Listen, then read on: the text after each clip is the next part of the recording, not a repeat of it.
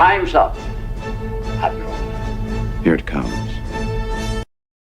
Chevron 1, coded. For my ally is the Force, and the powerful ally it is. Life creates it, makes it grow.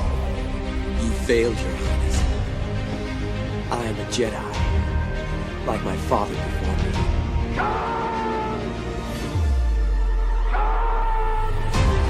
Cry hammer, and let's set the tongues of war. Chevron 2 is coded. Conan, what is best in life? Crush your enemies, see them driven before you, to hear the lamentation of the women. It's all in the reflexes. I'll also say that you're heavy into martial arts, Tai Chi and all that killer stuff. I suppose we have to register you as a lethal weapon. Chevron 3 encoded. And somebody ought to belt you in the mouth. But I won't. I won't. The hell I will. Chevron 4 encoded. Do you expect me to talk? No, Mr. Bond, I expect you to die. Chevron 5 encoded. You take the blue pill. The story ends. You wake up in your bed and believe whatever you want to. You take the red pill. You stay in Wonderland. And I show you how deep the rabbit hole goes. Chevron 6 encoded. Not for while you can, monkey boy. Great Scott. Back off, man. I'm a scientist. You shall not pass! I thought I'd die fighting side by side with an elf. What about side by side with a friend? A day may come when the courage of men fails, when we forsake our friends and break all bonds of fellowship. But it is not this day.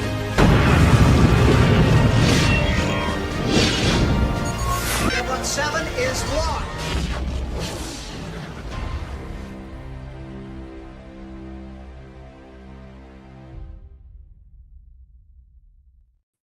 Hail and howdy, everybody. Do not let your eyes deceive you. Yes, we are back. It has been a bit of a break, but Drive-In has returned to bring you more lively discussion and entertainment the only way that we know how. Welcome back, Jed. You left me all alone last weekend. I did. I know. I hope you got on well though, buddy. I know you struggle with loneliness when it's not me. All your Ball Busters crew, they can't live up to me. So I hope you still left me alone last weekend. Everybody. Nobody.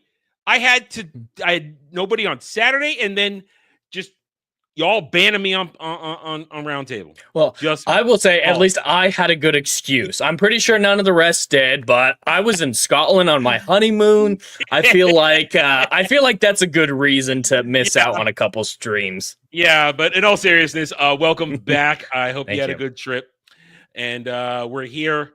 We're back. We're live. Welcome to everybody across the chats. I hope you're having a good Saturday evening as we get started. We're here to talk a good one. We're going to talk a good one today. Now, I put this off until like 2 days ago because I kept forgetting. It's like, wait, shit, it's my choice. It's my week. I got to come up with something. Even though we've set the schedule for the next 3 weeks, we know what's happening. But I thought, oh, shit. And I wasn't sure when you were back in stateside. So I'm like, damn, I got to let him know. He might need to scramble if he's in the air or something. So the other day I thought, all right, what am I going to do? I'm going to go to the list of things we have to redo. And I thought, oh, you know what? Let's do Dredd. I want to watch Dredd. And then two things happen. One, when I tell you we're going to do it, you go, I was going to watch that anyway. I was like, magic. I just know these things. Well, I was going to watch it anyway because in Scotland, we randomly happened to catch the Stallone version of Dredd, which that was the first time I'd ever seen it. I'd never seen it before. I'd seen this version before, the Carl Urban one before, but I'd never seen the Stallone one. And seeing them back to back within a couple days of each other is a stark difference. And I want to dive into that a little bit. But the Stallone one I thought was fine a little bit. Like it's like, all right, it's a dumb 90s action movie. It has some moments, and then watching the Carl Urban one a few days later, it's like, oh, that Stallone one's crap. I hate it. I will never watch it again. Just the contrast was so stark. I have never watched the Stallone one since I started watching the Carl Urban one, for the simple fact that The Stallone one, it's they ham it up. It's cheesy. The designs are over the top. Like you can compare the judge uniforms comparatively.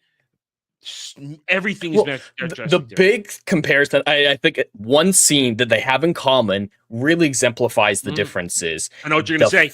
The final scene of both movies is virtually the same, with them having resolved their situation, getting back up, suited up, ready to go, and then walking back out to get on the streets. Stallone, he gets on his bike and rides away. But the Stallone one just doesn't make sense. There's fallout to deal with. He has to be handed all his gear, which happens to be there. And it just comes across as awkward. But the Carl Urban one, everything's been resolved. He's taking care of everything. The bad guys are taken care of. Anderson's being helped. And there's more work to be done. He already has everything. And he just sets back out. And and it's taken way more seriously. The music is way more swelling. And they're nearly the same scene. But with the good writing that went to it, it's a vast difference. See, I thought you were going to say both of their versions of "I Am the Law," like "I am the law" for Stallone, as opposed to when Carl Urban's Dredd is basically taunting Mama, and he just says, "I am the law," and it's just there's such a stark difference. Well, this Dredd, Carl Urban's, is intelligent because that was for a reason. He'd learned over the course of these events that Mama likes to overkill everything. She's going to go in full ham, not thinking, just blow the shit out of everything. So drawing her out. The Stallone one's like, "Oh no, my brother's my friend. Oh no!" It just like stumbles into the plot. They're very different characters. They might have the same iconic frown, but that's about all that they have in common. And there's so many things to go over with this about how Dredd gets it right. Now, I'm no Judge Dredd expert by any means necessary, but I am aware of some of the lore and some of the stuff. But the way they handle this is so respectful and so in tune with the kind of world that is. This is a world where they're losing. Because let's set it up. I mean, you know the story. This is a post-apocalyptic world. America is a wasteland except for megacities. And we are in Megacity 1, which stretches from from Boston to DC. Which means I'd be fine. I'd be inside it. I don't know about in Florida. I don't know. But I'd be fine. Probably a wasteland. You're probably the first to go. You're a ginger. You're a mutie anyway. But yeah, hopefully I get some superpowers out of it. Keep all four of my limbs. Apparently that's a problem. Yes, that is a problem. Anderson is the exception to the rule of a mutie. Hot and telepathic. But so it's and the only thing left, the only way to control this city, they've had to change how law and order works. There's no due process. There's no real justice system. There is the Department of Justice, and there are judges, and the judges have everything. They are cop, they are cop, jury, judge, and executioner all rolled into one. And they have their lists of how they're going to do things, and they make the call on the spot. And there's not a whole lot of oversight. Like, their work isn't double checked. Sometimes they radio in their sentencing, but that's it. There's a lot of trust placed in them to make their correct decisions. I mean, they're trained hard, so they're trained with the right ideas of how to do it based on this system. But I'm surprised they don't even have like body cam footage or anything like that. Or another set of judges comes in and checks the scenes. Like, all right, yep, this judge made the correct call. There's no oversight like that. Let's be honest. In that world, it's pretty. They get it right every time. They're also getting it right every time. They are dealing with constant chaos and anarchy in those streets, and the people they're going after, they're bad people. I mean, with that much crime, you have to go against the worst, and the worst are pretty easy to spot. The closest thing is the vagrant they spot when they're going into peach trees with the sign, "Will debase myself for money." That's like the closest one, and this sentence wasn't going to put you in a stasis cube, but he still would have that still would have been proportionate to the crime. You're going in the stasis cube. Well, and Dredd tried to give him a chance to leave too. Yeah. Because part of Anderson's test at that point, what do? Do we do this? No, we are on a call for something bigger than just a vagrant who's gonna not move. And right, so he's like, all right, if I come back, then you're done. And just using Anderson as, you know, the classic vehicle for the audience, not knowing everything. That's a classic motif. But the added layer of training and having her try to figure out the situation, I really like. Instead of just some idiot who's standing there like, ooh, what's going on? Oh, no, what is this cool thing? She's trying to have to reason it, and she has to explain her reasoning. So we get world building in and of that, too, in the whole situation. I think it's a great setup. I want to get to that. No, sorry. Our rhythm's off, damn it. But I was just going to say, in a broader topic, that's partly why I love this movie so much, because it's just a breath of fresh air, if nothing else, to have a movie like this that doesn't have these world-ending or big stakes or anything like that. It is street just... level. It's street level, and they actually are dedicated to that, have most of the story happen in one skyscraper, dealing with the specific set of characters, and it's so well contained and so small, street level, like you said, and yet the stakes feel so high because the characters are written well. It's a breath of fresh air to see writers take that risk, because in this day and age, that is a risk, to not have a blue sky beam and hordes of enemies and, you know, millions of people's lives at stakes. The stakes in this one is just, do the judges survive? The two characters. Those are the real stakes. I mean, broader implications of narcotics being on the street and the damage that can cause, and Mama being on the loose. But those are really tiny stakes. And I love that this film is willing to do that. I think more films should do that. Because the writers trust the audience. There are numerous cases in this script where they just trust us, and they allow us to understand what's going on without telling us every detail. But let's finish the recap of the start. So we are put right into the middle of Mega City 1. It's a nightmare with Dredd's monologue. And then we're given, right away, we're given Anderson. She's our window into this world, because what I find most interesting about this is that there's no character arc for Dredd. He is Dredd. He doesn't go through anything. But Anderson is our character arc for this movie. It starts with, you don't look ready, to, you look ready. I love that line. You look ready. Oh, it's so well done. So good. And so we, through her, like you said, we get proper world building, we get an education, but it's done without basically insulting us as the viewer. It's because perfect thing. So they've arrived. He's going to test her. This is her training day to see whether or not she's 3 points below passing. But because she's the strongest psychic the Justice Department has ever seen, they need her on the streets to just try and tip the scales ever so slightly in their never-ending war against the anarchy out there. And she's only 3 points behind, so that means if she can survive the day and Dredd gives her a pass, that's a new weapon in their arsenal. So, and you see throughout the movie how useful she is. This isn't nepotism. Like when you first saw it, when you hear, oh, she was put through for special circumstances, the reasonable assumption is, oh yeah, probably nepotism. And that's what we expect from our world. But throughout the film, all these different uses of her powers are very well integrated into the world. And I can 100% see the judges being like, yeah, let's get her on the team. Yeah, she can't shoot as well. Maybe she makes some wrong decisions. But if nothing else, get her street level enough and then promote her out of it and have her as an interrogator. And nothing else. The thing about that is that Anderson, as a female judge, it's proper use of a female fighter in this type of circumstance. Because not once does she do the basically super girl boss Mary Sue bullshit. Every head scissors. Situation, no head scissors. No head scissors. No Huracan Radas, none of that shit. What she does is respectable and makes sense. When she gets in the couple of times there's physical combat, she goes for a throat. She goes for a joint. She goes for vulnerable spots. And if she has something in her hands, she uses it as a weapon, whether to shoot or beat somebody with it. There's no, I'm going to take on the black man we're toting around who's 6'4" and outweighs me by 100 pounds. There's no one point where where she tries to take him on. No, she beats him with her mind at one point. And that is such a great scene. That's one of the most badass scenes in the movie. Yeah. And it's hers. Yeah.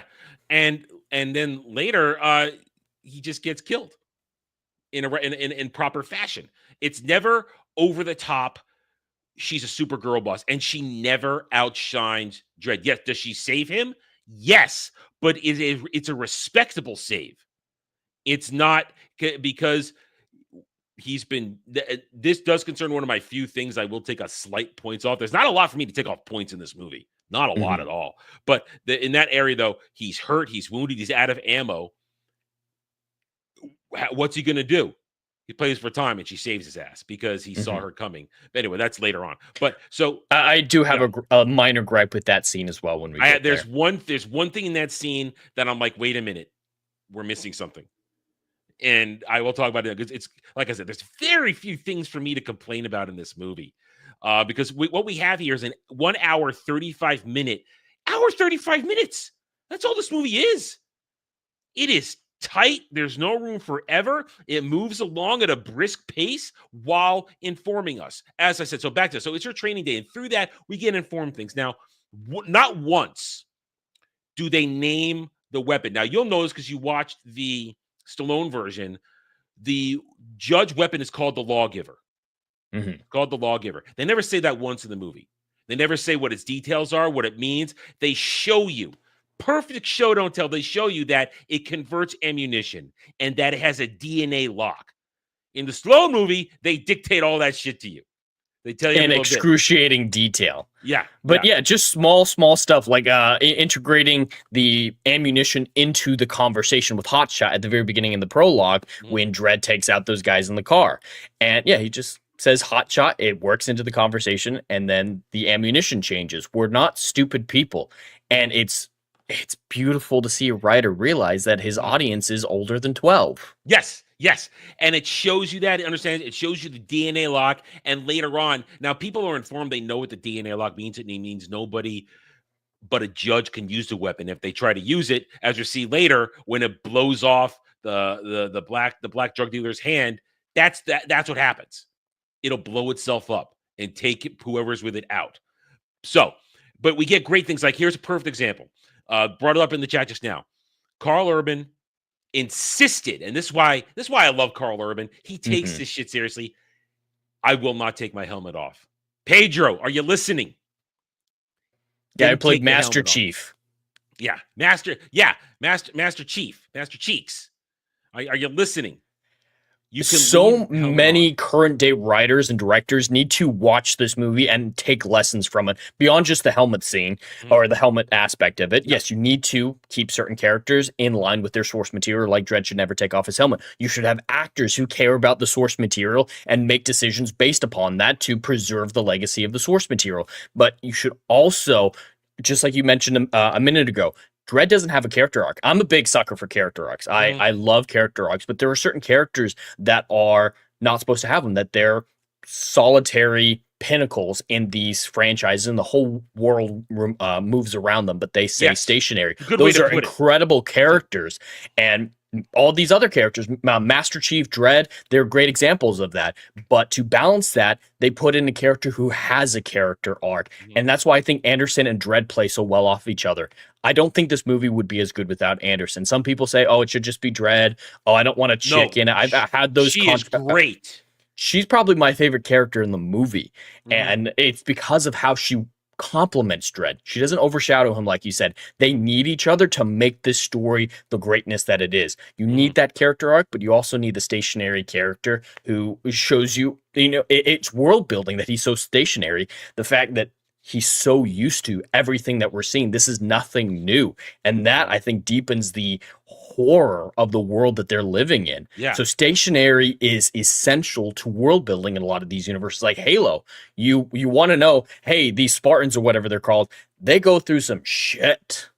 And a stationary character reflects that without any dialogue, without any hand-holding, without hanging a lantern on it, which I think is one of the worst things to ever be defined as a literary device.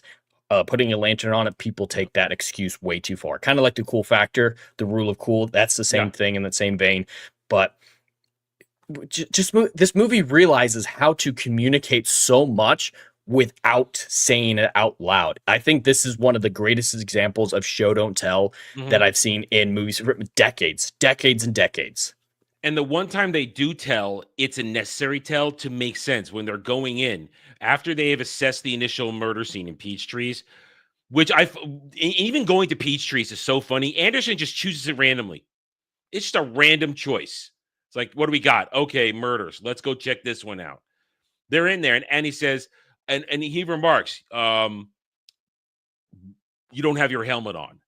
Now, we just talked about why that's a big deal. Excuse me. Judging to have the helmet on. But then we get the perfect explanation. The helmet messes with my psychic abilities. Fine. I accept that.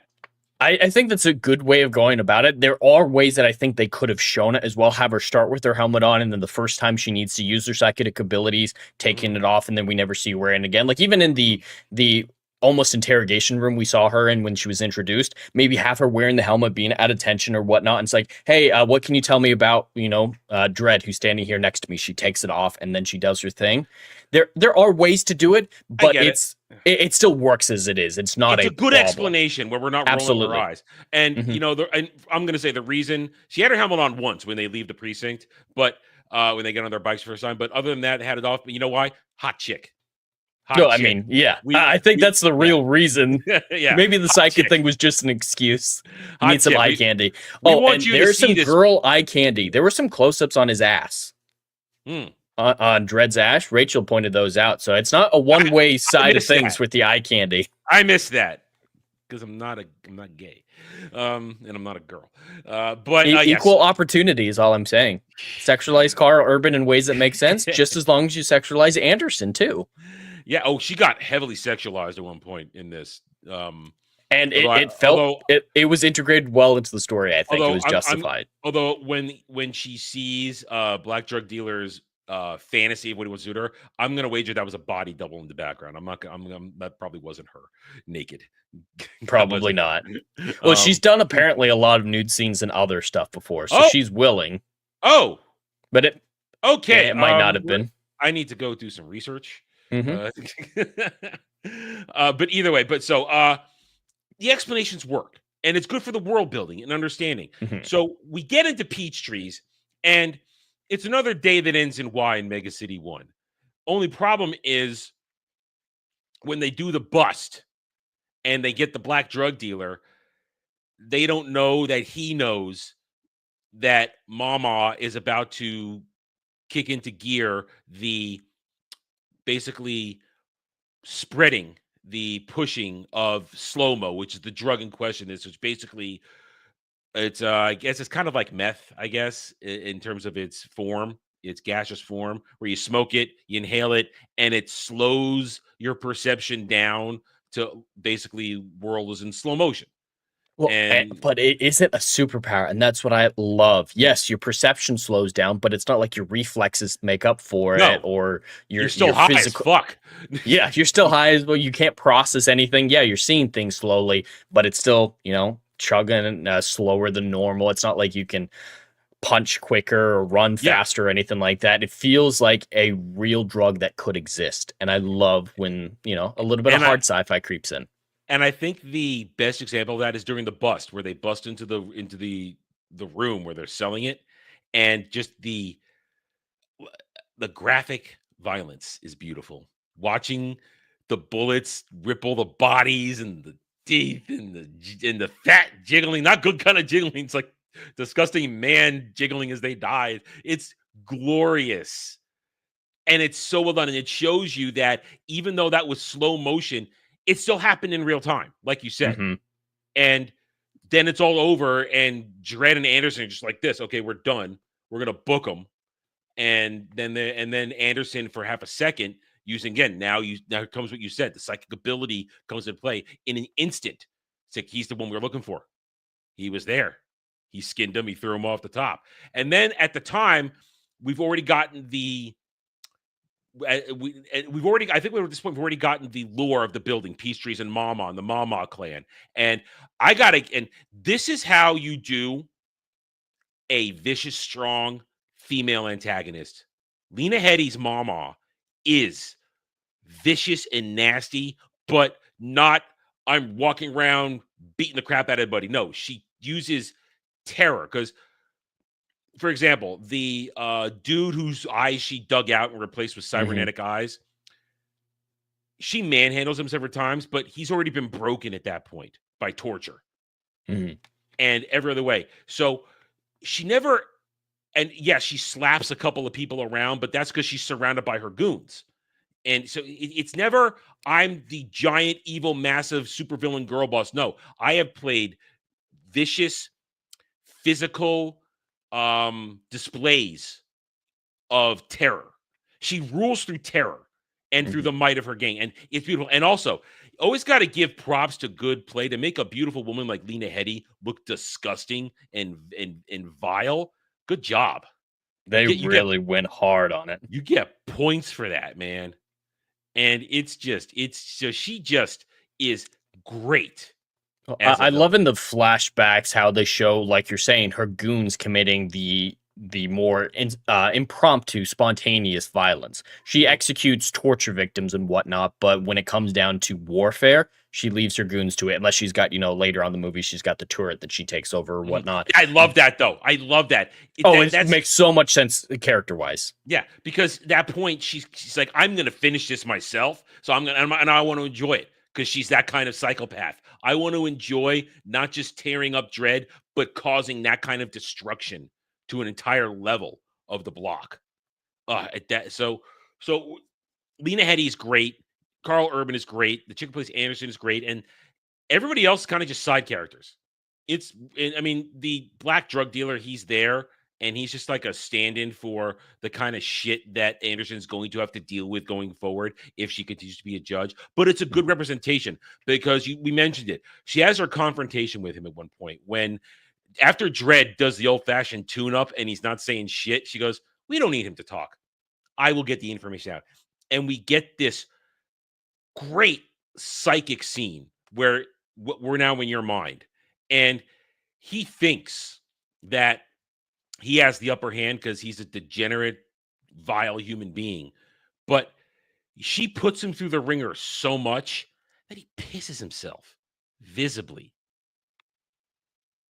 And that, again, is how you do a strong female protagonist who didn't use force, but used the ability she had. And it falls into line of acceptable belief.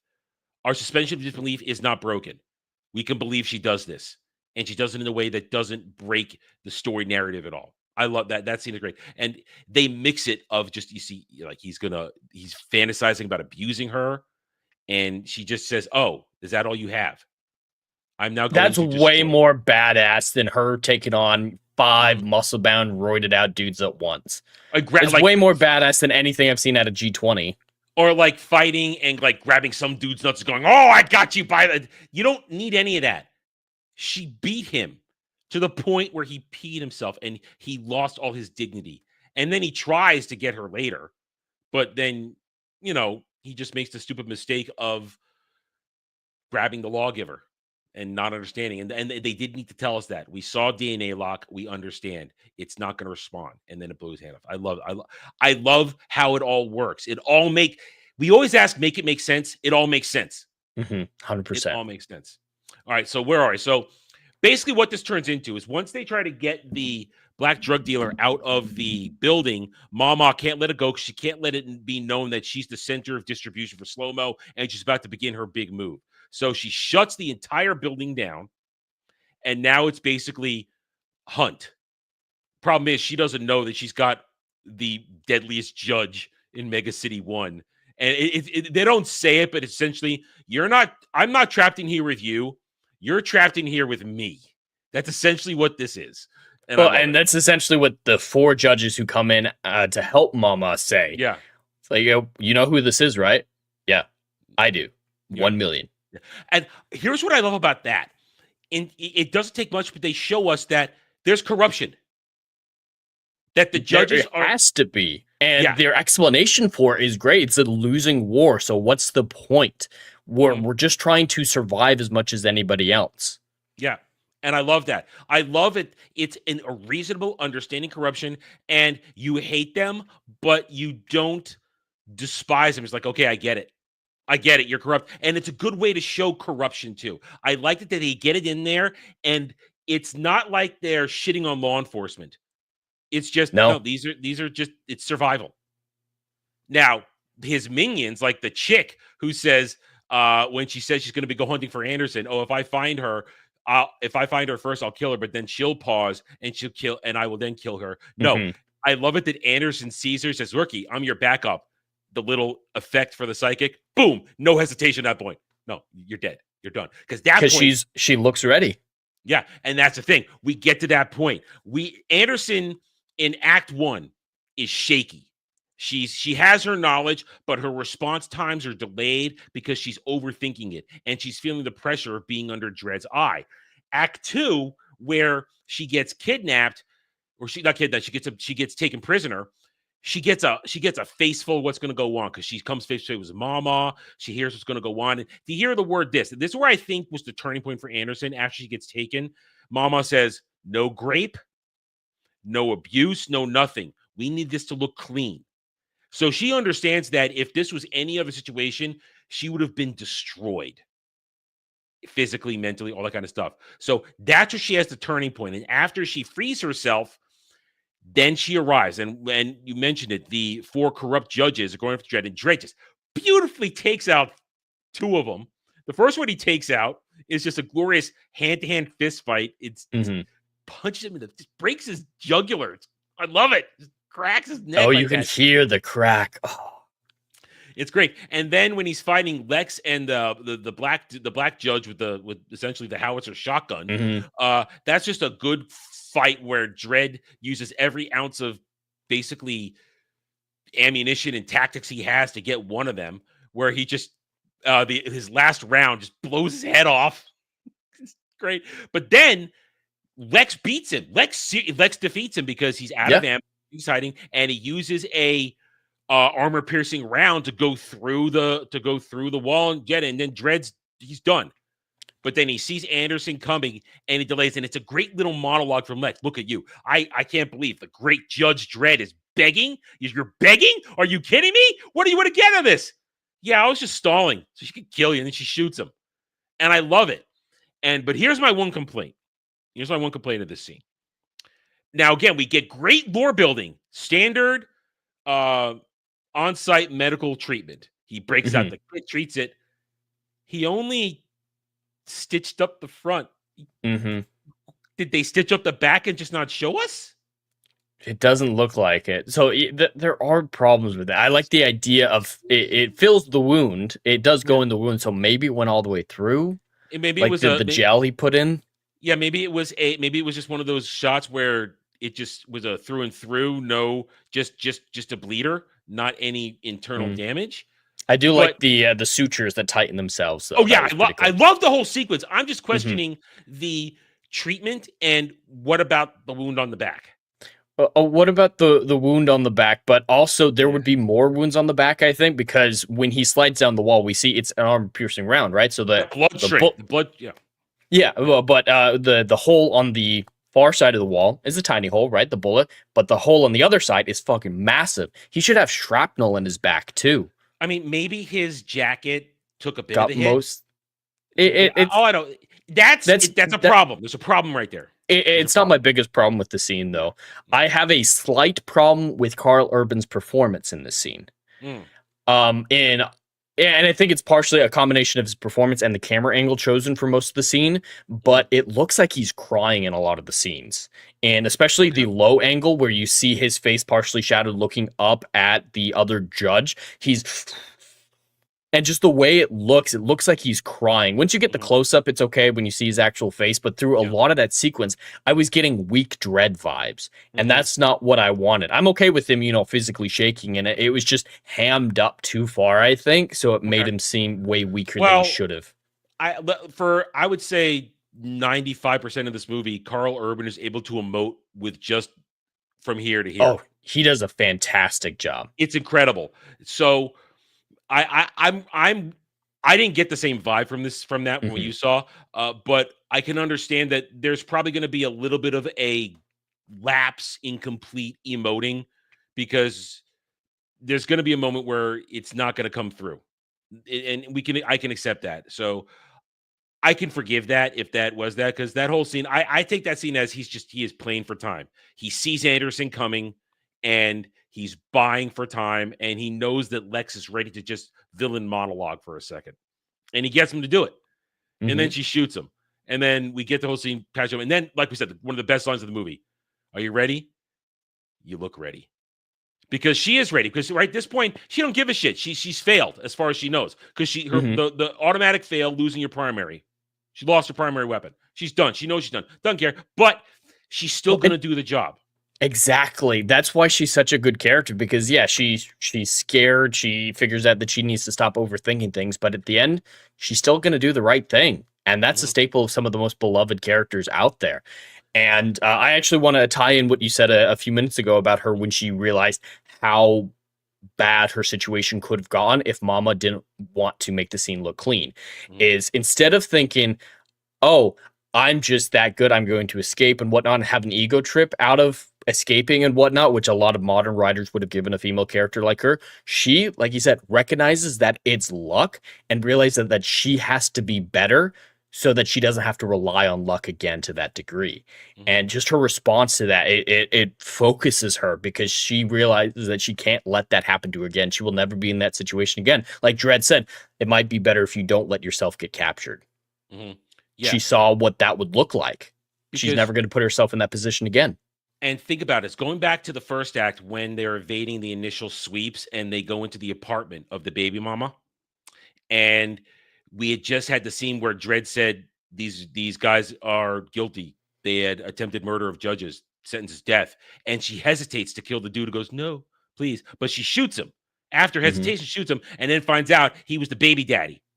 So that hit her, and she hadn't quite understood the life she's about to really get into. Fast forward to the third act when it's you look ready, and they go in, and Dredd's got fresh clips. They're ready to go as they make their way to the top. She is without hesitation second ganking guys to make sure they're down. She's like boom, boom, boom. No, they're doing. What I love about that scene is when they are making their way up. Fantastic choreography of two cops making sure things are clear. Shoulder tap, move, shoulder. I love the clear. I love that kind of stuff. It's attention to detail. It shows they are now working in sync. They have no need for verbal commands. She knows what he wants her to do. And he now, at this point, she has saved his life. She has gotten through the shit. He knows she can be trusted to get the job done, because harken back to the first act where he's questioning her. Why do you want to do this? What's your point? And she gives the, I think I can make a difference speech. But thing is, she actually means it. It's not just paltry word salad to make herself sound better. She believes in that, because she says, I grew up in some place like peach trees. I want to think that just if I can make just that little bit of difference to help these people feel a little safer, it's worth it. And at the very end, he understands that she is the real deal. She's like him, because look what happens. You come back to what Lex said. We're doing this to survive. We betrayed our oaths, our laws, what we believe in to survive. You look at you, despite everything it is about Dredd. Dredd is a true believer. He is the law. He believes in this fight, even if it's hopeless. And he sees in Anderson, she believes this too.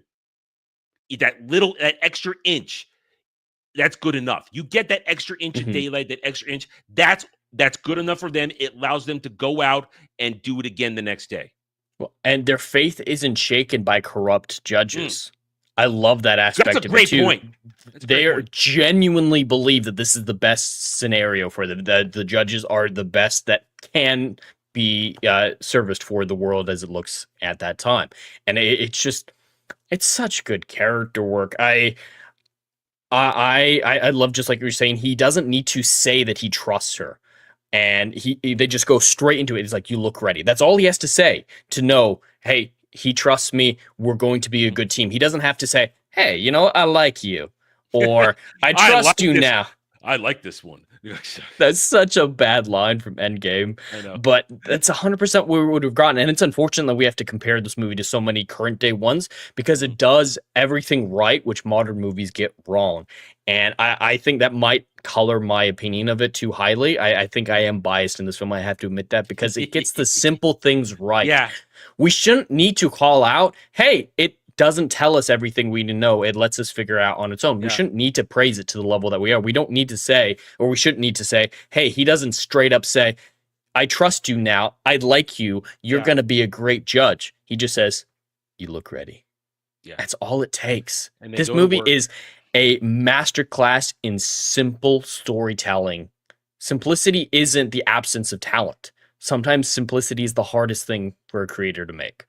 And you get the levels of him understanding. And I guess there is one, I want to take a slide back. I think Dredd does have one tiny moment of growth when they capture the techie guy who is who with the eyes, Mm-hmm. and she lets him go. He says, "Wait a minute, we're letting them go now." She says, "He's a victim. Last I checked, we don't persecute victims," because she got to look into his mind what it is. And in that moment, I think Dredd has a little bit of growth, saying, "Okay, she just taught me something." But a legitimate thing, because she got to look into something that I couldn't see. But at that point, he's going to trust her because she's, without, as I said, without saying it, she's earned the trust. She's earned that little give. And that guy was a victim. That poor son of a bitch 100%. was a victim. Yeah. And she has nothing to lose. That's why she's even more trustworthy now than ever, because like she says, I failed, so it doesn't matter. I'm going to do what I think is right and let this guy go. Oh, so she's probably telling the truth. She gets nothing out of this. There's no way to spin this into gain. And we go into the final confrontation, and I love that final confrontation for the scene set. They wipe a bunch of guys out. Anderson goes down. She gets hit hard. She gets a wound. She's down, and it's just Dredd. And we don't. If this was a modern movie or anything like that, Mama would have leapt over the guardrail, hand, fisticuffs, jumping, kicking, fighting Dredd. No. Her play She tries to outsmart him. I have a dead man switch on me, and I will blow up the upper layers of this. I will take us all to hell if you try to kill me. But what I love is Dredd's like, I'm gonna take that chance. He just grabs her, he shoots her, and it's a smart shot. It's a gut wound, it's a bleeder. She's not gonna die instantly. So he takes her and then he picks her up. He grabs her, holds her out, makes her take a dose of the slow-mo, and says, gee, poetic justice. I wonder if your signal, because then they remind us, these blocks, these mega blocks, they are a kilometer in the air. That's over 1,000 feet, man. That's pretty far. That's a lot of concrete. Says, I wonder if your signal will get through 100 levels, 200 levels of concrete. Let's find out. Throws her. You're not going to get a male protagonist throwing his female antagonist over a ledge like that in today's entertainment. You're not going to get that. God, no. And I love it. No. And it's a beautiful shot of as she falls in the slow-mo the whole time, and her just descending. And at the last second, you see that she recognizes she's about to hit the pavement, and she just goes like this. And then you see the splat, and it's over. And then real time, George just goes, yeah. And just turns and walks back, gets Anderson. It's great. And it's very artistic. I love the slow-mo scenes because it lets a little artistic flair come in without sacrificing the cohesiveness of the story. Like a lot of modern-day filmmakers, they're like, oh, it was a pretty thing to do. It's kind of cool looking, but it made everything not make sense. Well, it was pretty, so it's okay. No, of course the slow-mo is going to make sense. Warped reality, warped perception. It doesn't change the plot, but it's visually pleasing. It finds that right balance. And I do have to admit, the first time I watched this movie, when it was coming to this finale, I was absolutely loving the movie at this point, but I was worried that, oh, she's going to say, hey, I've got a next generation version of slow-mo that's going to give me super speed or something. Oh, don't take it, Mama. It's experimental. It'll stop your heart. No, I hate him so much. And then she'd take it, and then she'd, be able to fight Dredd one-on-one, just kind of like the scene you were describing. And no, they use her intelligence because they've set her up as an intelligent character. Because there's no way without her, without physical prowess, that she'd be able to rule a gang like this without brutality and intelligence. And yeah, she goes overkill most of the time, so her anger can absolutely take advantage of her, which we see many times throughout the film to her undoing. But she's obviously intelligent, and so Dead Man Switch is a great way to solve the situation. Because Dredd straight up said, I've already sentenced you. Your sentence is death. I'm coming to kill you. There is no jury. There's no stasis cubes for you. I get up there, you're dead. So what does the last thing she have to bargain with? Her life. That's the last thing she has control over, so she's going to control it. And and like you mentioned, the shots of the slow-mo, the cinematography of this movie, I think, is fantastic. The great angles of helmet shots, of perceptions, of just this gritty, horrible world. You feel it, you smell it, you taste it, and the escapism is complete. It's never broken once. And I love every shot and that final shot. And then it ends. They're leaving. I love the shot of morning. Everything opens up. Here comes the sunlight. There's all kinds of judges outside. There's meat wagons. There's a lot of cleanup work to do.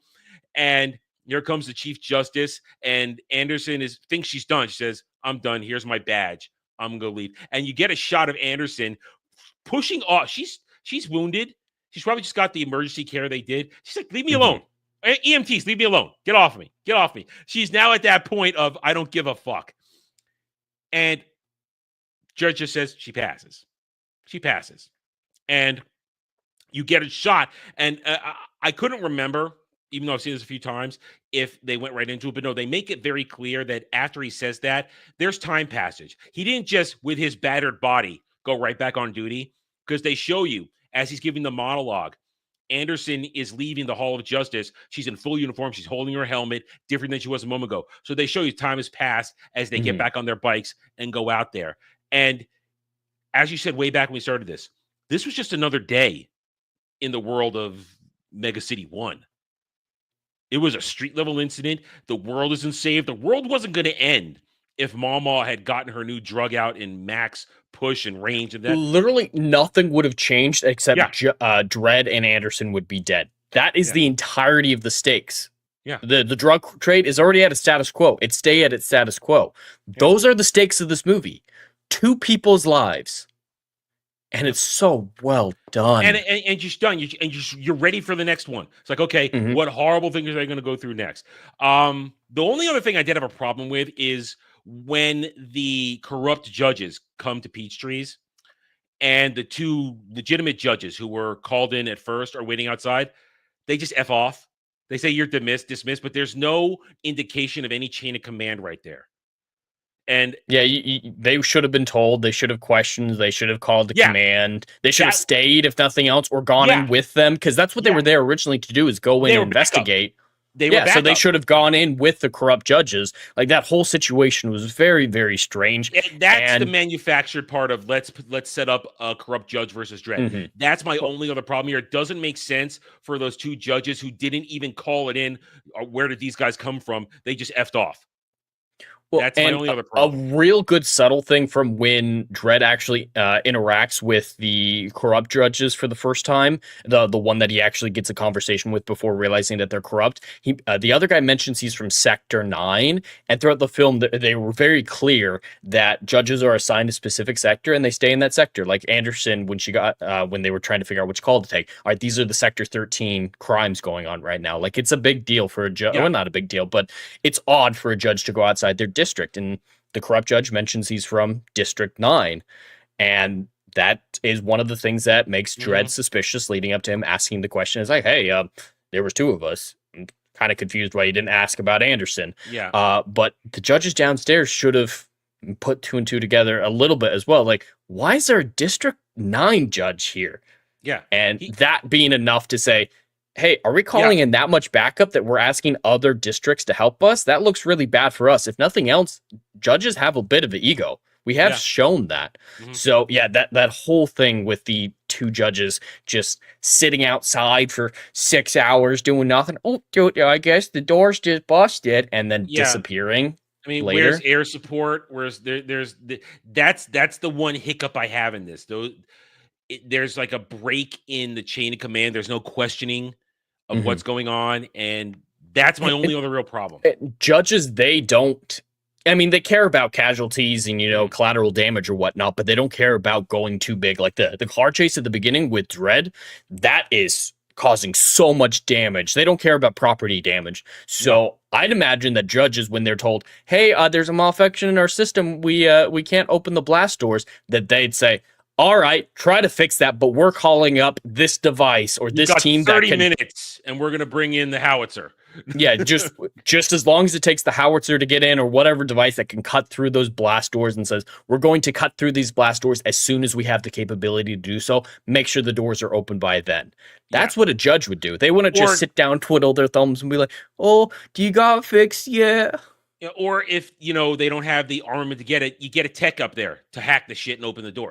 Something. They would go in guns, but they wouldn't care that they damaged the building a little bit. Yeah, they would not give a shit about that. So so we're in agreement that one section there. It's a hiccup, that's where you have a manufactured moment just so Dredd can face corrupt judges without backup, and it's a problem. It's because when you get there at the end of the day, when Dredd and Anderson emerge, there's like an army out there. There's EMT. There's all kinds of shit out there at that point. Even the chief justice says, when I heard what's going on, I decided to come down because I put Anderson on top of you. So there's a little just disconnect. Conveniently waited to all show up. Why was the cavalry delayed? Yeah. So a little disconnect. It doesn't ruin the movie, but there is a little disconnect there. Yeah.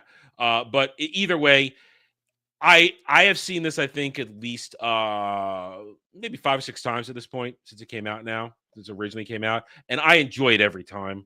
I have a good time. And this is I said this on Wednesday, right? I sent you this on Wednesday or Thursday. I don't remember. Something like that. Yeah. So then I believe I did it Wednesday night. That means on Thursday, news is broken. Since I didn't choose this because of the news is just adapting to my magical abilities, okay? Where they have now announced, and because we have been begging, the world nerds have been begging for a sequel to this movie for over a decade. This was 2012 when this movie came out, okay? We've been begging for over a decade. Give us more Karl Urban Dredd. He wants to do it. They want to make it. Why can't we make this happen? Oh, we don't know why. Well, we've had it announced recently now, just the other day, that there is interest to make a Dredd TV show with Karl Urban, but with the people making The Boys. So, I don't know. I want to know who they mean by the people behind The Boys. If it's Kripke, if it's Kripke, I'm out. I'm out right now. He's a broken man. He used to make great television, but I do defend season 1 of The Boys a lot. I absolutely love season 1. I've hated every subsequent season, and I am far behind. I got through part of season 3 and then could not keep going. So I'm very far behind. But if it's season 1, people, maybe like it's not an automatic no for me, but it's like 70% no from me. Honestly, I'd like them to wait another year. Let's get a little farther away from the collapse of the woke agenda that's falling apart, where people are feeling better about making real television and real movies again. Now, honestly, let this take 5 years. Now the fact that they said TV show, ooh, I like the sound of a TV show better than a movie because this has episodic written all over it. We don't need an overarching story. Just give me a horror story in Mega City 1 every week, with Dredd and maybe a new judge every week, or maybe some repeating allies, this and that. Give me that ground level, street level, because I don't need just like to pull from the comic storyline. I don't need a dark judge arc or any shit like that. No, I just want Dredd fighting crime in horrible circumstances, wiping out bad guys. That's all I want. Very simple. So we're going to keep an eye on this in our pop culture news coverage type of stuff. So we will tune in for our discussion of that as we hear more of that. So I just find that interesting. As I decided to do this, oh, hey, TV show maybe. We'll see what happens with that. Anyway, all right. Well, so I just hope that it gets delayed long enough that they realize maybe we should bring back the people who made the movie. That'd be a crazy thought, though, right? Wouldn't that be crazy? Yeah. Well, let's risk it. Yeah. Because I don't understand why modern production companies are so scared of bringing in the original teams to do things. It's ego. I know it's ego, but it's still like you want to make money, right?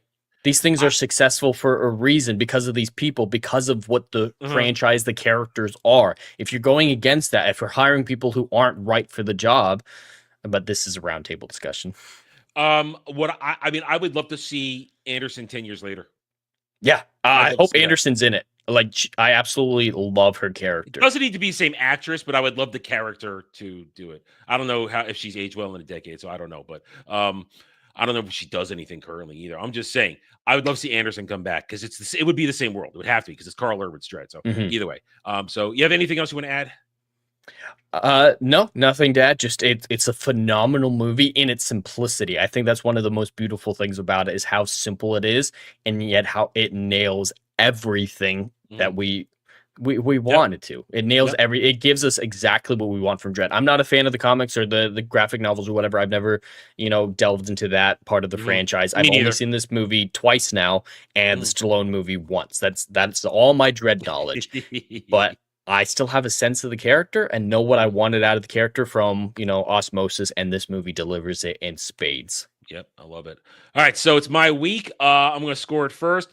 I've already said I love everything about this movie in terms of its production value, its cinematography, the respectful treatment of Dredd, the way Carl Urban approaches the role. Keep the helmet on. I'm not gonna scream and shout. Listen, I love Stallone, but I'm the law. He shouts through the whole movie. He was wrong for the role. I like the subtlety of Carl Urban. He delivers it great. Anderson's a great character. I just love the despair of Mega City 1 in that it's there, it's on display, and it's not going to be saved, but just 1 inch better is good enough. So I give this, with my takeaways of the injury moment and the judge problem we talked about, it still gets a 9 out of 10 for me because there's nothing. The script is solid. The music is perfect. The acting is great. The choreography is outstanding. The costume design, everything looks and feels right. I love everything about it. All right, what do you got? Well, I'm actually not that far off. I think this is one of the tightest scripts a movie's had in decades. Like, I think you need to go back to classic Hollywood to find something that is tight as this film and so well performed. Most of the issues that we talked about were more, maybe set directing issues, but the script, the only real problems is the contrivance of the corrupt judges or setting that up for the whole thing. And there's a few minor things like the scene where they're getting the machine gun or the turrets blasting at them. And then they see the light through the wall and he blows up the wall to jump onto the skate park. That's daylight coming through the little hole that he blows up. And then he jumps outside and it's pitch black night. That's a little thing, but there's a couple little things like that. Overall, though, this is an immaculate film and one that I would recommend to absolutely everyone. And I have to give it a 8.5 out of 10. Okay, that's huge for you. That's huge. Very huge for me. Yeah, that's huge. All right, there we go. That was in the books. To be fair, it was a 9 out of 10 until you reminded me about the judges outside fucking off. Yeah. It's hard to find. I love it when we have to work to find something wrong. Oh, we had to work hard. I had to work to find something wrong when I was watching this the other day. I had to work, but that means it's just that good. Okay. Do you have a movie for next week? I do. You did mention that we have everything mapped out. Did I forget that I already chose one? No. I mean, in terms of whose days it is. I don't know. Oh, okay. No. Okay. I just wanted to make sure. It's been a crazy few weeks with getting married and going to Scotland and everything. But that actually ties into it. I just went to Scotland, and because I want to get some good Scottish memorabilia or pride in there, I'm going to choose probably the most inaccurate Scottish movie to ever exist. I'm going to choose Mel Gibson's Braveheart. I knew as soon as you said it, I'm like, no. Oh, I haven't seen that in forever. Do you not like it? I used to, and then I found out how inaccurate it was. I'm like, I can't watch it. It's so inaccurate. I love the movie for itself, but I couldn't think of any other great Scottish movies Highlander. Like that. I've never seen Highlander. I've heard mixed things about it. Yeah, maybe that's what I should have chosen. I think you'd have a field day with Highlander. I want something positive for me associated with Scotland. I love Braveheart. Braveheart, it's a fun movie. But yeah, like you said, it is so historically inaccurate. It's not even close.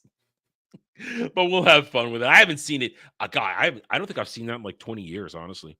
I used to watch it all the time when I was a teenager in high school. I used to watch it all the time. Now I haven't like I used to pair watching it and Tombstone. These are like two movies I'd watch together for some reason. But it's been a long ass time. But yeah, so we'll have fun with that one. We'll have fun with it. And then we do have our May 3rd set up, but we will tell you guys that one next week. So thank you, everybody, for joining us this afternoon. We hope you had a good time. The best way to show that, let me check stream elements real quick. Okay, nothing there. The best way to show that is hitting a like button and subscribing. Subscribing is it's one of the best things you do. You just subscribe, you come back, you watch us again, you talk in the chats, you leave us comments. We want to hear from you guys. We love all of you. So thank you, everybody, for joining us. We will catch you next time. Until then, take it easy, everybody. Good night.